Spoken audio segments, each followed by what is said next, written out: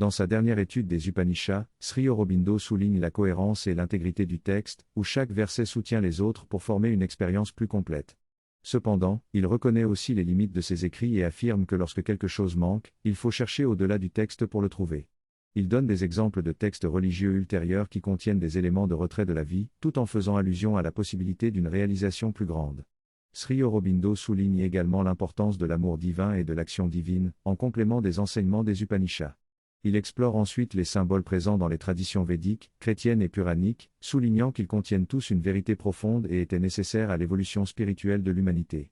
Il explique également pourquoi, au cours des derniers millénaires, il y a eu une exagération de l'accent mis sur le retrait de la vie et la morale de récompense et de punition dans de nombreuses traditions religieuses. Finalement, Sri Aurobindo suggère que ces idées trouvent leur sens véritable lorsque l'on plonge plus profondément dans leur signification ésotérique.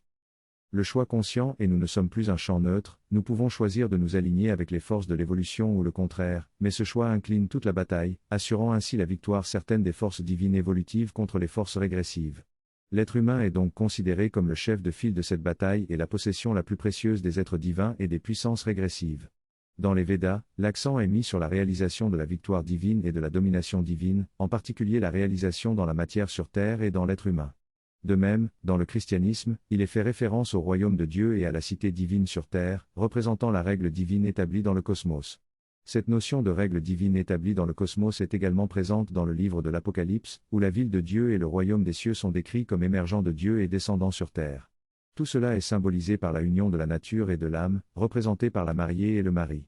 Le livre de l'Apocalypse décrit également une série de 7 étapes avant l'apparition de la cité de Dieu et du royaume des cieux, qui font écho aux 7 chakras dans la tradition yogique.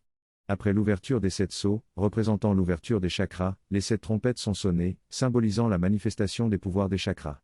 Finalement, les 2 bêtes représentant les forces régressives sont jugées et remplacées par le nouveau royaume céleste, où Dieu habite avec l'humanité dans la Nouvelle Jérusalem. Dans cette Nouvelle Jérusalem, la vie et l'arbre de vie apparaissent, guérissant les nations et mettant fin à la malédiction de l'ignorance qui est considérée comme le seul péché dans la tradition yogique.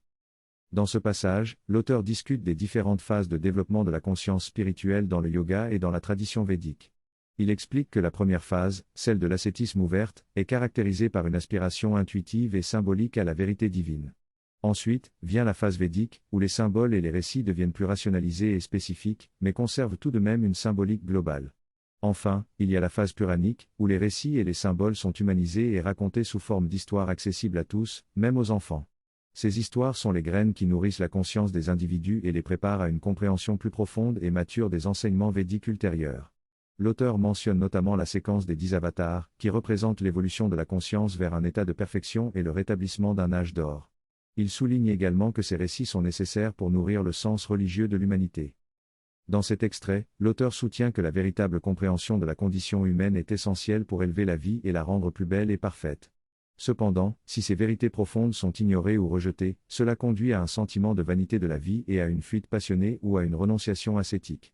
Cela peut être puissant pour quelques âmes fortes, mais pour la majorité de l'humanité, cela mène à l'ignorance, à l'obscurantisme, à la stagnation et à un égoïsme vide de sens. L'auteur souligne que les enseignements religieux apportent de l'espoir à l'humanité en montrant la possibilité d'une vie divine et d'une victoire du divin sur le mal. Sans cet espoir, l'importance de l'humanité et la perception de l'illusion de la vie peuvent entraîner sa chute. Cela s'est produit dans l'histoire de l'Inde et de l'Europe, où la vision négative de l'illusion de la vie a conduit à l'obscurantisme en Inde et à un égoïsme vide de sens en Europe. L'auteur conclut en affirmant que la compréhension de ces vérités profondes est cruciale pour l'évolution et l'épanouissement de l'humanité. Si vous ne parvenez pas à vous en sortir, que faites-vous ?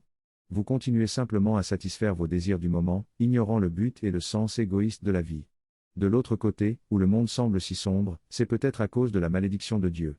C'est ce que le christianisme et l'Église enseignaient en Europe, que le monde entier est maudit et que nous sommes tous maudits dès notre naissance, non pas à cause de notre faute, mais à cause d'Adam et Ève.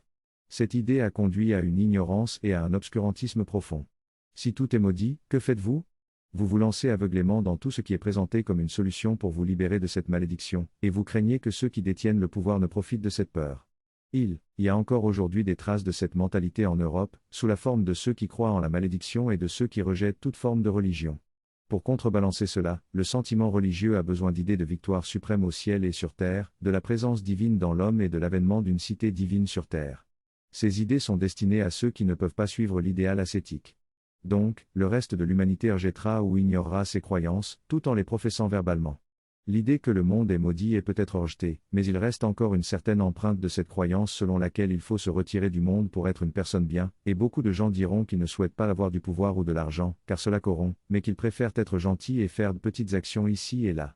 C'est une idée complexe où l'idéal ascétique s'oppose à la réalité quotidienne, mais aussi où les idéaux plus grands sont nécessaires pour le bien de l'ensemble de l'humanité. Ainsi, tandis que les ascètes offrent une libération individuelle, les symboles et les évangiles offrent une libération collective pour la race.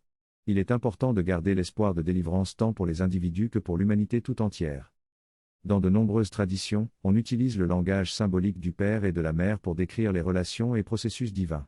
Par exemple, le ciel est considéré comme le Père et la terre comme la Mère, symbolisant l'acte de l'union qui mène à la naissance de nouvelles formes de vie. Cette symbolique est présente dans différentes religions, comme dans le christianisme où la chute du paradis est provoquée par la femme, représentant l'entrée dans l'ignorance ou le péché. De là découle l'idée que la terre est pécheresse. Cependant, dans certaines traditions spirituelles comme le bouddhisme, le monde est perçu comme un lieu de souffrance et d'ignorance, d'où l'on ne peut échapper. On peut s'en retirer temporairement, mais jamais se libérer complètement. Cette souffrance est vue comme une réalité illusoire et une conséquence de l'ignorance de la véritable nature du monde. Le concept de retrait du monde devient alors important pour atteindre un éveil collectif et corriger les erreurs de la terre-mère. Le symbole de la descente de la conscience divine dans la conscience terrestre est également présent, notamment dans la naissance d'une nouvelle humanité ou d'un nouveau royaume de Dieu sur terre. La terre-mère donne naissance à une nouvelle conscience et à un nouveau monde, plus éveillé et divin. Il est souligné que les exagérations étaient autrefois nécessaires pour insister sur l'importance de l'individu et du salut individuel. Cela a été fait pour ancrer dans les esprits humains la notion qu'il y a quelque chose de plus grand, de transcendant qui dépasse l'existence et la forme matérielle. Ces exagérations sont comparées aux différentes phases de développement personnel et doivent être intégrées à chaque étape pour en bénéficier durablement. Par exemple, le respect aveugle de l'Église a été remplacé par le respect aveugle de la science, et aujourd'hui nous commençons à voir émerger une influence plus mystique et spirituelle dans le monde, qui sera également intégrée dans la discipline et l'organisation de la vie quotidienne. En résumé, le langage symbolique du Père et de la Mère est utilisé dans différentes religions pour décrire les relations divines, notamment la descente de la conscience divine dans la conscience terrestre. La terre-mère est vue comme pécheresse en raison de la chute annoncée par la femme dans le mythe chrétien. Dans le bouddhisme, le monde est perçu comme un lieu de souffrance dont on ne peut s'échapper. Cependant, il y a toujours la notion d'un au-delà qui est profondément enracinée. Les exagérations étaient nécessaires pour ancrer cette idée dans les esprits humains, afin qu'elle ne soit jamais oubliée, même lorsque d'autres influences religieuses ou philosophiques entrent en jeu. En Inde, malgré l'attrait croissant de la jeunesse pour le matérialisme occidental, il reste une sensibilité profonde à l'idée de transcendance spirituelle. Bien que le pays ait adopté l'idée d'une récompense céleste pour les vertueux et pieux afin de les inciter à pratiquer la religion et à refréner leur animalité, cette notion est en train de changer. Auparavant, la théorie du karma était rigide et impliquait des récompenses et des punitions dans la vie future en fonction du comportement actuel. Aujourd'hui, avec une mentalité plus rationnelle, les gens cherchent une réalisation spirituelle plus profonde plutôt qu'une récompense après leur mort. De même, en Europe, l'idée de récompense dans l'au-delà était attirante pour ceux qui croyaient en une seule vie, mais aujourd'hui, cette idée est rejetée. Quelle que soit la forme de la tentation, qu'elle soit terrestre ou céleste, il est important de choisir la voie de la vertu pour transcender nos instincts animaux et atteindre une vie plus élevée en conscience. Le chiffre 72 a une signification dans la tradition indienne, où l'on parle de 72 000 terminaisons nerveuses dans le corps humain selon la tradition védique. Il représente les nerfs primaires du système nerveux. Dans cette tradition, le chiffre 72 est associé à la pureté et à la virginité, symbolisant un état de félicité. Cependant, il est possible que cette signification symbolique originale ait été perdue dans les traductions littérales, et que le sens du chiffre soit devenu plus simple et limité. Dans ce texte, l'auteur explore l'idée que pour atteindre une libération spirituelle, il est nécessaire de se libérer de l'égoïsme, de s'unir avec le divin, de réaliser notre universalité et de transcender toutes les limites. L'auteur souligne également l'importance de ne pas perdre l'amour de Dieu dans sa manifestation et l'aide que nous pouvons apporter à monde. Il faut s'efforcer d'aimer Dieu à travers l'humanité et de reconnaître la présence divine en toutes choses. Ces principes guideront notre cheminement spirituel et nous amèneront à l'évolution et à la libération recherchée. L'idée principale ici est que simplement avoir une idée en tête suffit, même si on ne la ressent pas ou ne l'expérimente pas directement. En y réfléchissant de manière répétée et persistante, on finit par la percevoir de plus en plus distinctement et concrètement. On ressent ainsi la présence divine dans les choses et dans notre soutien. Le cœur s'ouvre alors à l'amour divin et celui-ci devient le fondement de notre relation. Cette pratique est simple et accessible à tous, il suffit juste d'un peu de persévérance. En parallèle, l'auteur souligne l'importance d'aider le monde et de se donner au service des autres pour rendre ce monde meilleur.